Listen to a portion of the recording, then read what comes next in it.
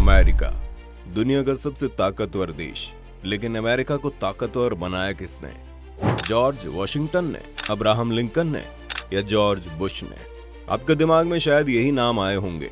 लेकिन अगर मैं आपसे कहूं कि अमेरिका को अमेरिका किसी प्रेसिडेंट ने नहीं बल्कि एक कार बनाने वाले ने बनाया है, तो क्या आप यकीन करेंगे? जी हाँ, हम बात कर रहे हैं हेनरी फोर्ड की। हेनरी फोर्ड का नाम सुनते ही हमें फोर्ड की चमचमाती गाड़ियां नजर आने लगती है। फोर्ड कंपनी की स्थापना हेनरी फोर्ड ने की थी।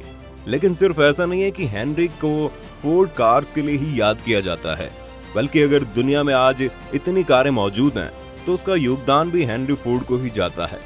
कैसे और क्यों, आज बात करेंगे इसी पर। आज जानेंगे कैसे एडिसन के यहाँ काम करने वाला एक मामूली सा कर्मचारी अमेरिका का राष्ट्रपति बनते बनते रह गया, और कैसे उसने हिटलर को अपना सबसे बड़ा फैन बना लिया, कैसे उसने कारों की दुनिया को सिरे से पलट कर रख दिया।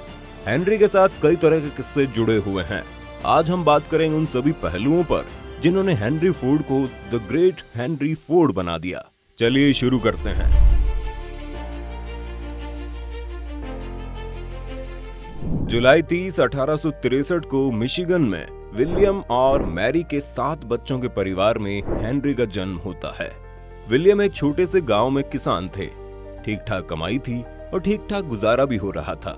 हेनरी के जन्म के बाद विलियम को लगता था कि उन्हें किसान बनना चाहिए, क्योंकि वो किसानी बहुत बेहतर ढंग से करते थे और खेती बाड़ी में उनकी दिलचस्पी भी थी। कुल मिलाकर बचपन से ही हेनरी क्रिएटिव थे, लेकिन उनकी क्रिएटिविटी उन्हें कहां ले जाने वाली थी, इस बात का अंदाजा शायद उन्हें खुद भी नहीं था। हेनरी ने काम चलाऊ पढ़ाई की और उसके बाद डेट्रॉयट नाम के शहर चले गए, जहां जाकर उन्होंने घड़ी की दुकान पर काम करना शुरू कर दिया। काम कम था और पैसे भी कम थे। वक्त गुजर रहा था। मशीनों में हेनरी की दिलचस्पी इतनी थी कि महज कुछ टाइम में ही हेनरी पूरी घड़ी को खोलना बांधना सीख गए थे। लेकिन हेनरी उस जॉब से संतुष्ट नहीं थे। उन्हें वो लिमिटेड लगती थी और इसलिए कुछ टाइम में उन्होंने इस जॉब को छोड़ दिया और फिर वापस से गांव की तरफ आ गए। इस वक्त तक हेनरी की उम्र 14 से 15 साल के करीब हो गई थी और साथ ही इस टाइम तक स्टीम इंजन वाली मशीनें भी खेतों में इस्तेमाल होने लगी थी, जैसे कोयले से चलने वाली थ्रेसिंग मशीनें और आरा मशीनें। हेनरी को उसमें अब और ज्यादा इंटरेस्ट आने लगा। उन मशीन को खोलना और बांधना और उनके काम करने का तरीका, हर चीज के बारे में सब कुछ उन्होंने खुद ही सीख लिया। कुछ समय के बाद वो गांव छोड़कर फिर से डेट्रॉयट शहर चले गए, जहां पर इस वक्त इंडस्ट्री डेवलपमेंट बहुत तेजी से चल रहा था और ऐसे में उन्हें वहां पर जॉब मिलने में कोई दिक्कत नहीं आई। ये इंजन से जुड़ी हुई एक कंपनी थी, जहां हेनरी अपने फ्री टाइम में कुछ न कुछ करते रहते, जिसके लिए अक्सर उन्हें डांट भी सुनने को मिलती थी। ऐसे में एक दिन हेनरी ने एक पुरानी बोइंग मशीन को एक ट्रैक्टर से जोड़कर एक फार्म लोकोमोटिव बना डाला।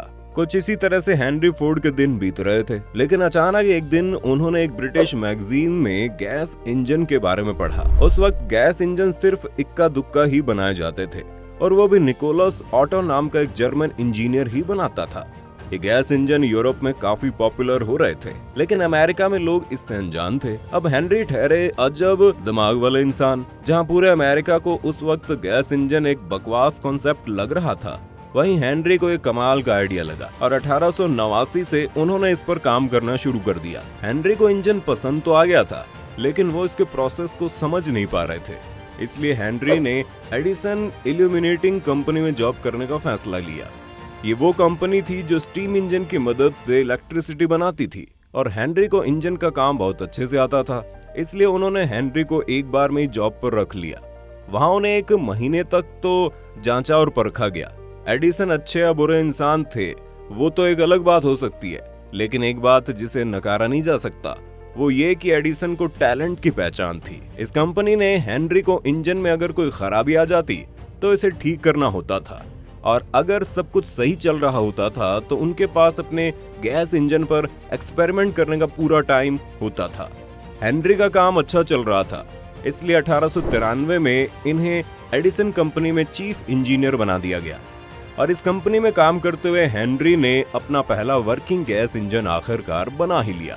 हेनरी के दिमाग में इस गैस इंजन के साथ कार बनाने का आइडिया तो काफी पहले से ही था, लेकिन बिना कार के पार्ट्स के कार बनाना अपने आप में एक चुनौती थी। इसलिए हेनरी ने पहले घोड़ा गाड़ी टाइप की एक गाड़ी बनाई जो कि घोड़े की जगह इस गैस इंजन से चलती थी। इसे बनाने में उन्हें 3 साल लग गए और इसका नाम इन्होंने रखा क्वाडी साइकिल। ये एक सिंपल 4 पहियों वाली गाड़ी थी जो कि एथेनॉल से चलती थी। उनके इस क्वाड्री साइकिल में सिर्फ 2 गियर थे, वो भी आगे जाने के लिए, और इसके साथ ही इसमें कूलिंग सिस्टम भी नहीं था। इसलिए उन्होंने फिर और इम्प्रूवमेंट के साथ दूसरी क्वाड्री साइकिल बनाई और फिर तीसरी, और इस बार इस तीसरी क्वाड्री साइकिल में उन्होंने कूलिंग सिस्टम भी लगाया था। और उन्होंने इस वक्त ये क्वाड्री साइकिल $200 में बेची थी।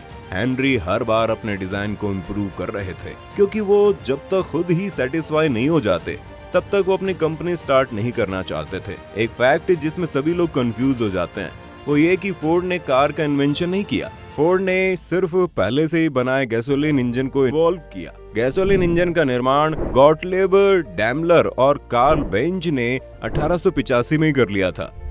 1896 में फोर्ड ने अपनी सारी संपत्ति बेच दी। वो और भी ज्यादा रिसर्च करना चाहते थे और अपने काम को सबसे बेहतर बनाना चाहते थे। इस दौरान उन्हें कई स्पॉन्सर का साथ मिला, लेकिन सब ने उन्हें छोड़ दिया क्योंकि फोर्ड तुरंत फुरत में कुछ भी रिलीज करने के लिए तैयार नहीं थे। साल 1896 से 1903 तक एक लंबे समय को इन्वेंशंस में लगाने के बाद फोर्ड ने स्थापना की फोर्ड मोटर कंपनी की। हालांकि इससे पहले भी 1899 में कुछ इन्वेस्टर्स की मदद से फोर्ड ने एक कंपनी खोली थी जिसमें उनका शेयर महज 15% था, और प्रोडक्शन फेलियर की वजह से 1902 में उन्हें उन्हीं की कंपनी से लात मारकर बाहर कर दिया गया था।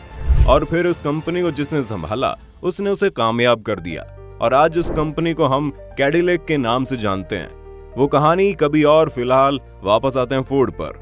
अपनी इस कंपनी के जरिए फोर्ड ने मार्केट में पैसेंजर कार्स को उतारना शुरू कर दिया। हालांकि अब तक फोर्ड जनता के हीरो नहीं बने थे।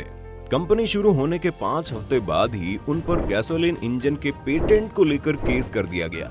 फोर्ड ने इस केस को लड़ा। वो 1909 में केस हार गए, लेकिन फिर से अपील की और 1911 में जीत गए। अपनी जीत के बाद उन्होंने कहा कि वो जनता के लिए कार्स बनाएंगे ताकि तकनीक केवल पैसे वालों के हाथ में ना रहे, क्योंकि इससे पहले गाड़ियां सिर्फ बड़े और अमीर लोगों के पास ही हुआ करती थी। और इस एक फैसले के बाद फोर्ड जनता के हीरो बन गए। साल 1908 में जब फोर्ड ने पहली कार मॉडल टी लॉन्च की, तब उसके 1.5 करोड़ मॉडल अमेरिका में, 10 लाख कनाडा में और 2.5 लाख से ज्यादा ग्रेट ब्रिटेन में खरीदे गए। हेनरी ने अपनी पिछली गलती से सीख लेकर प्रोडक्शन में बदलाव किया था। वो था असेंबली लाइन। उस वक्त तक ये तरीका किसी भी कंपनी में इस्तेमाल नहीं होता था। असल में हेनरी का प्रोडक्शन तो सही था, लेकिन उन्हें उनकी स्पीड और ज्यादा बढ़ानी थी, और 1905 में उन्होंने अपनी फोर्ड मैन्युफैक्चरिंग कंपनी खोली जहां पर उन्होंने मूविंग असेंबली लाइन लगाई। अब फोर्ड एक दिन में 25 गाड़ी आराम से बना रहे थे, लेकिन हेनरी को असली सक्सेस एक ऐसी जगह से मिली जिसकी कल्पना उन्होंने भी नहीं की थी। और अब जो बात हम आपको बताने वाले हैं वो आपको कहीं और नहीं मिलेगी। असल में पेरू में वेनेडियम स्टील पाया जाता था। यह अलॉय अमेरिका में अभी तक किसी भी कार में इस्तेमाल नहीं होता था। इसे आम स्टील से ज्यादा मजबूत और हल्का माना जाता था। बस यहाँ से हेनरी फिर कभी नहीं रुके। फोर्ड जहाँ तकनीक में धूम मचा रहे थे, वहीं उन्हें उनकी नीतियों के लिए भी सराहा जा रहा था। उन्होंने नियम निकाला कि उनकी किसी भी फैक्ट्री में काम करने वाले लेबर को कम से कम $5 प्रतिदिन मिलेंगे। उस समय इंडस्ट्री में औसतन $2.34 ही दिए जाते थे। हालांकि प्रथम विश्व युद्ध के दौरान उन्हें शांति का प्रस्ताव यूरोप लेकर जाने के लिए भी याद किया जाता है। उनके इसी रवैये के कारण हिटलर तक उनके फैन थे और उन्हें अपना सबसे अच्छा दोस्त कहते थे। फोर्ड के बहुत सारे कोट्स याद किए जाते रहते हैं, लेकिन उनका सबसे अच्छा कोट जो कि हर एम्प्लॉयर को सुनना चाहिए वो ये है कि जब तक आप अपने यहाँ काम कर रहे लोगों को सिर से बाकी दबाव खत्म नहीं करते, तब तक आप उनसे बेहतर काम नहीं ले सकते। बता दे, बाकी दबाव में वो आर्थिक दबावों की बात कर रहे हैं। वैसे आपको फोर्ड का कौन सा कोट पसंद है, कमेंट में लिखकर सबको बताएं। और अगर आज ये वीडियो आपको पसंद आई है तो इसे लाइक करने के साथ साथ अपने दोस्तों और रिश्तेदारों के साथ शेयर जरूर कर दें। अगर आप ये वीडियो YouTube पर देख रहे हैं तो चैनल को सब्सक्राइब करके बेल आइकन दबा दें। और अगर Facebook पर आप ये वीडियो देख रहे हैं तो Facebook पेज को जल्दी से लाइक कीजिए। फिलहाल के लिए इतना ही। अभी दीजिए हमें इजाजत। आपसे मुलाकात होगी अगली वीडियो में। शुक्रिया।